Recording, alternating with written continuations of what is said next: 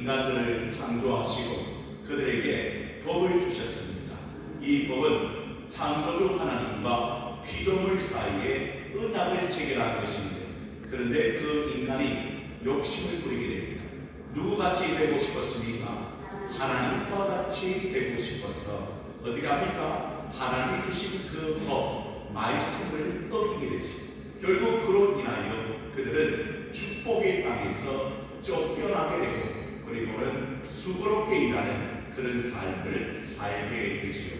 이후로 하나님께서는 그 사람들을 새롭게 하시고, 그래서 다시 한번 그 사람들에게 소망을 가지게 하셔서 이제 누구만 섬길 수 있도록, 여호와 하나님만을 섬길 수 있도록 하나님께서 그들을 이 가나안 땅으로 옮겨가는 과정을 이끌어가는 것을 보게 되죠. 그때 하나님은 또 다른 법을 그들에게 주셨습니다. 그 법은 다른 게 아니라 그들이 살아갈 수 있는 법이었고, 그 말씀대로 행하면 결국에는 그 가나안 땅에서 축복을 누리는 그런 삶을 살 수 있도록 하나님께서 말씀을 주셨지요. 그 10가지 말씀을 주시고 더 구체적으로 그들에게 율법의 말씀을 주신 것을 보게 됩니다. 어떤 목사님들은 이 출애굽기를 강의하면서 이 부분은 그냥 넘어가려고 합니다. 왜냐하면 수많은 법이 있기 때문에 그냥 10가지 말씀에 속한 법으로 그냥 이해가 되어지기 때문에 그냥 넘어가지만, 저는 그렇게 하지 않으려고 합니다. 왜냐하면 이 주신 말씀을 한 가지 한 가지 새겨보면 우리에게도 큰 교훈이 될 수 있기 때문에 그 말씀을 살펴보는 가운데 우리에게 하나님 주신 그 메시지를, 그 음성을 듣는 귀가 열려질 수 있다. 그래서 하나님께서는 오늘 그 율법은 구약시대의 율법이지만, 그러나 신약의 성도도 어떤 마음으로 어떻게 살아가야 할지에 대하여 정확하게 하나님 우리에게 가르쳐주고 있음을 이 율법의 말씀을 통하여 깨닫게 되지요. 오늘 22장 1절의 말씀을 보십시오. 도둑에 관한 이야기가 나오고 있습니다. 여러분, 1절의 말씀이 뭐라고 이야기합니까? 사람이 소나 양을 도둑질하여 잡거나 팔면 그는 소 한 마리에 소 몇 마리로? 5마리로 갚고, 양 한 마리에 양 몇 마리로? 4마리로 갚을지니라. 그렇게 하나님께서 말씀하신 것을 듣습니다. 예전에 우리가 앞장에 보았는데, 여러분, 눈은 어떻게 하면 됩니까? 눈으로, 이는 이로, 발은 발로, 그렇게 하나님께서 말씀하셨는데, 도둑질에 관해서는요, 만약에 소 한 마리를 누가 훔쳤어요. 그런데 그게 발견되면 몇 마리를 갚아줘야 합니까? 5마리를 갚아줘요. 그렇죠. 한 마리가 아니잖아요 지금. 그리고 또 양 한 마리를 잡았는데 몇 마리로? 4마리로 갚아줘요. 2절의 말씀을 보십시오. 도둑이 뚫고 들어오는 것을 보고 그를 쳐 죽이면 뭐가 없다? 피 흘릴 죄가 없다는 거예요. 그만큼 뭐가 나쁘다고 말씀하시는 거지만, 도둑질하는 것이 얼마나 나쁜 죄악인지 하나님께서 설명해 주고 있는 거예요. 배상의 책임이 있는데 소에는 5배로, 또 양에는 4배로, 그리고 어떻게 합니까? 그가 몰래 들어와서 싸우다가 어떻게 되었지라도 피 흘려도 피 흘린 죄가 없다고 하나님께서 말씀을 주고 있는 것입니다. 다시 말하면 남의 것을 탐하여 도둑질하는 것이야말로 얼마나 악한 죄인가에 대하여 하나님께서 우리에게 가르쳐주고 있지요. 땀 흘리지 아니하고 그냥 남의 것을 자기의 것으로 여겨서 속여서 그 재물을 갈탈하는 일들이 오늘 이 세상 가운데도 많이 보게 됩니다.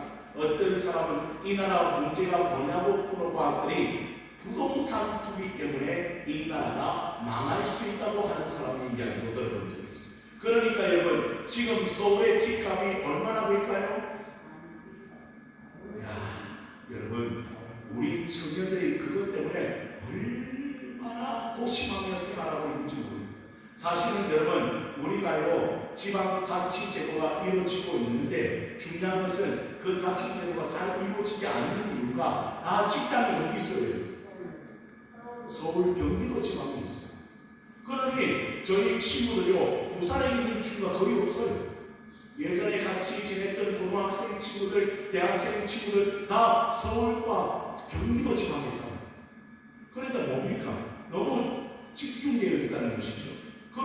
여러분 그 친구들이 그곳에서 살고 하니까 그 집이 없었지.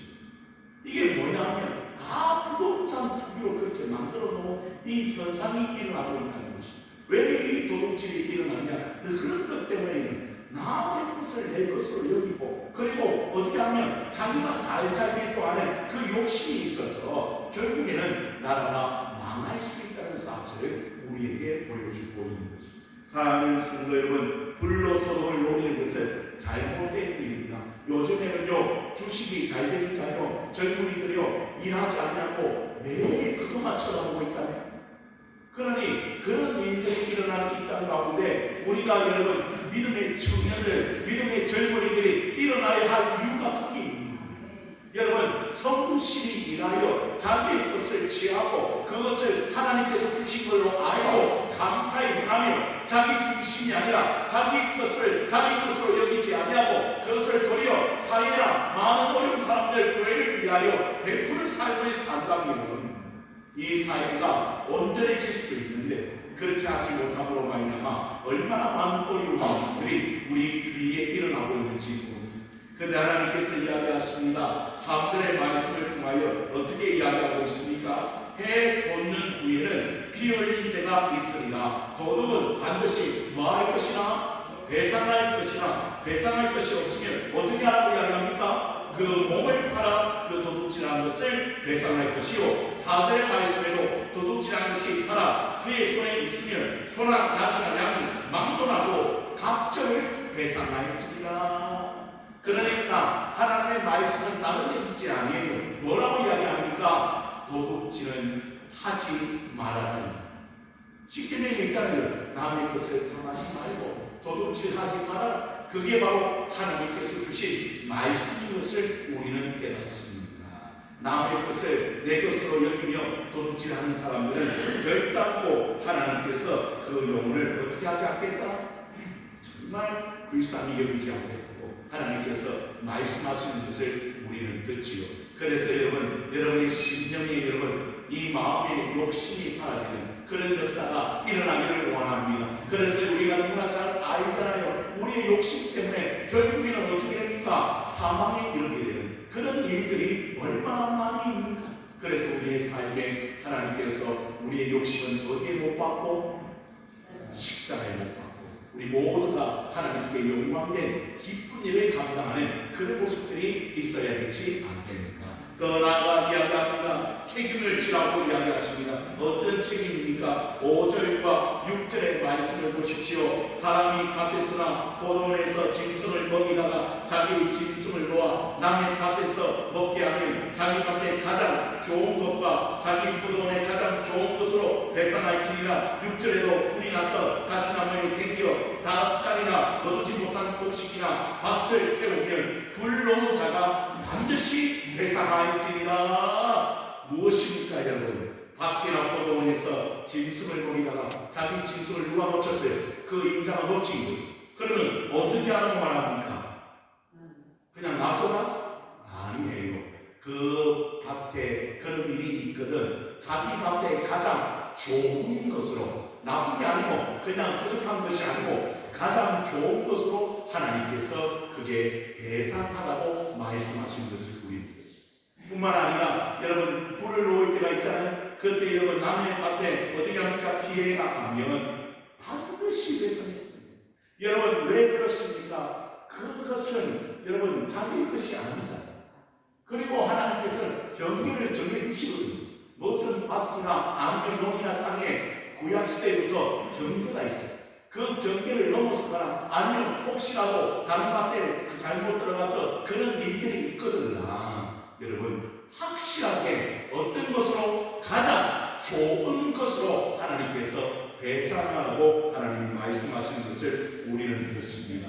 무엇입니까? 하나님이 원하시는 것은 다른 방법이 아니라는 거예요.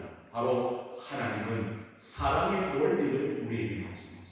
여러분 사랑은 뭡니까? 말로만? 옆 사람 한번 보십시오. 사랑하십니까? 아멘. 그런데 말로만? 사랑은요, 함께 따라 보십시다. 사랑은 책임을 지는 것이다. 아멘입니까? 말로만이 아닌 거예요. 실제적인 책임을 져야 돼요.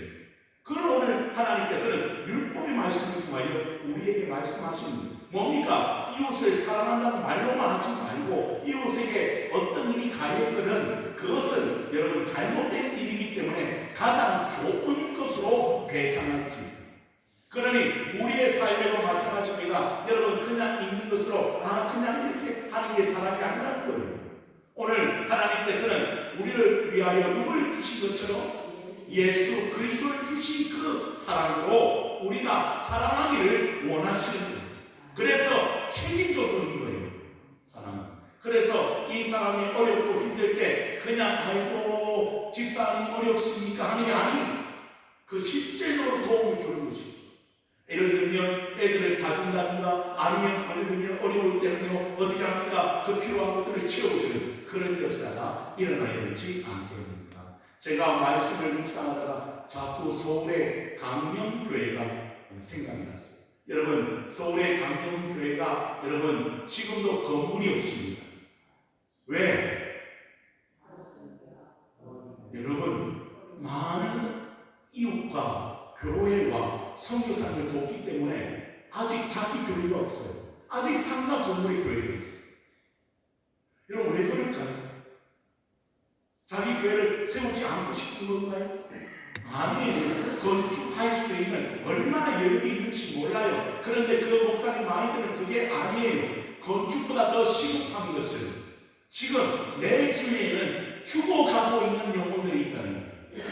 내 주위에는 삶이 힘들어서 자신의 모습을 스스로 끌으려고 하는 사람들이 얼마나 많은지 모른다는 거예요. 그런 교회가 있고 그런 성도가 있다는 거예요. 그래서 어떻게 합니까? 할 수만 있다고 한다면 그 목사님과 사모님 그리고 우리 교회들 그리고 어려운 이웃들을 돕기가 얼마나 몸부림치며 달려오는지 몰라요.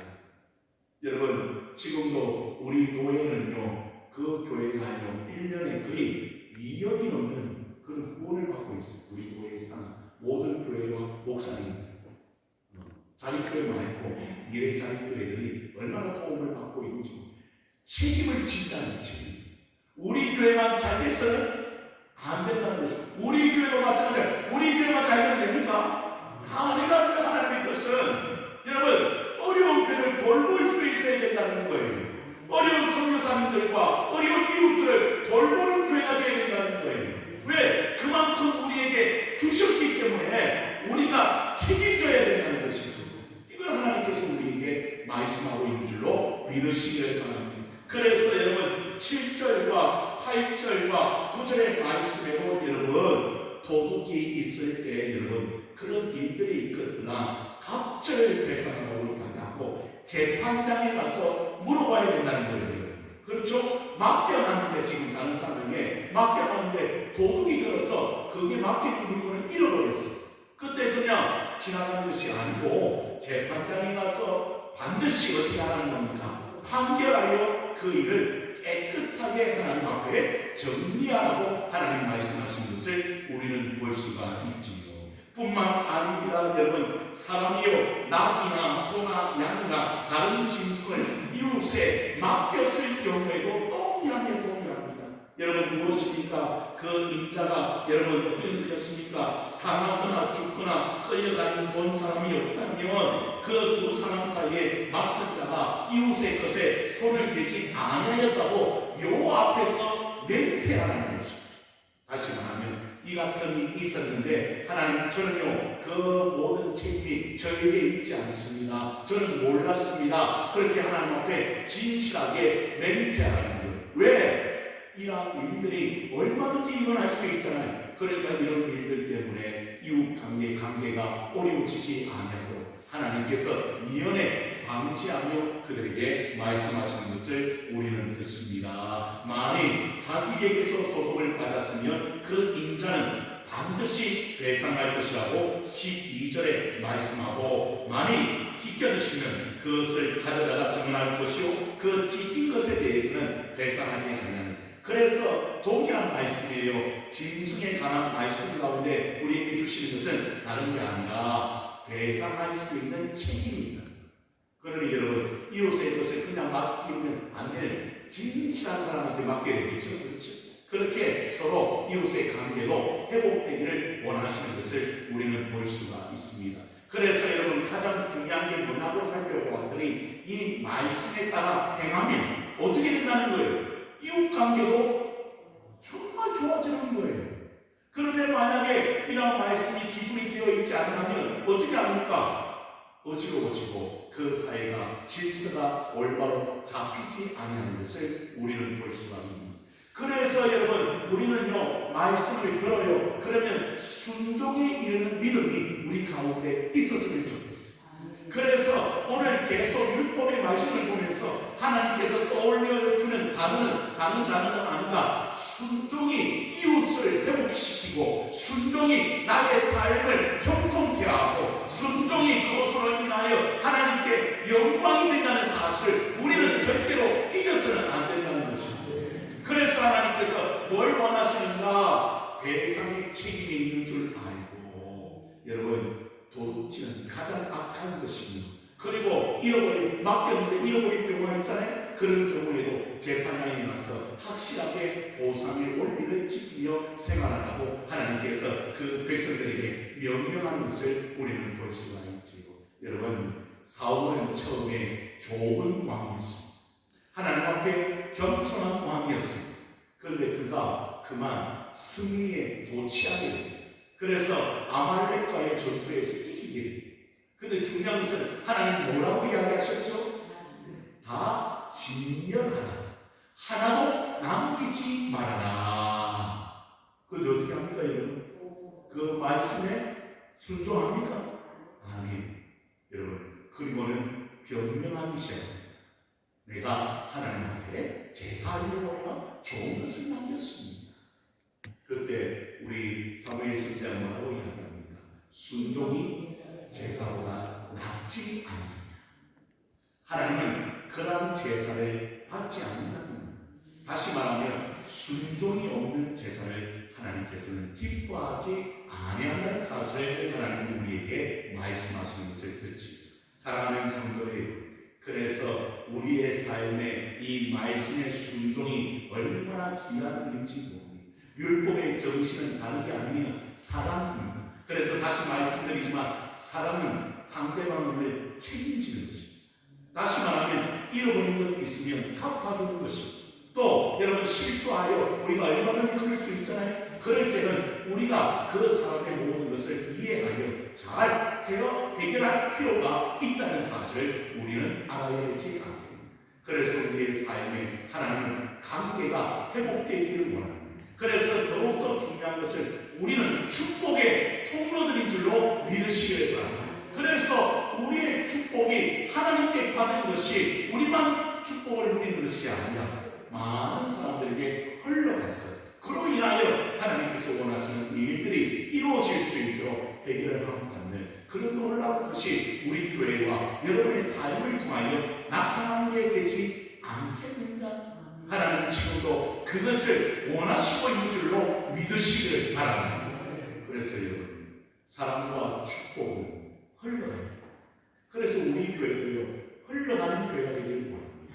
제가 부임했을 때 처음 얼마나 우리 교회가 어려운지 모릅니다. 그런데 하나님께서 얼마나 우리 교회를 축복했는지 하나님께서 성도의 삶을 붙들어 주신 결과고 그리고 하나님께서 우리 교회를 사랑하신 결과고 지금도 우리는요 부족하지만 그래도 많은 교회와 많은 이웃을 돕고 있지. 그래서 하나님께서 그렇게 우리 교회를 세워오신 것을 얼마나 저는 기뻐하는지. 사랑하는 성도 여러분, 하나님 보시기에도 얼마나 기쁘실까. 우리 교회도 나누고 베풀고 섞이는 교회로 그리고 성도들이 그러한 삶을 살도록 우리 사랑이 더욱더 우리 교회를 통하여 이웃에게 이 지역 가운데 이 민족 가운데 흘러서 우리 교회를 통하여 생명과 축복의 역사가 일어나게 되기를 주님의 이름으로 축원을 드립니다. 기도합니다. 하나님 아버지, 우리를 사랑하셔서 예수 그리스도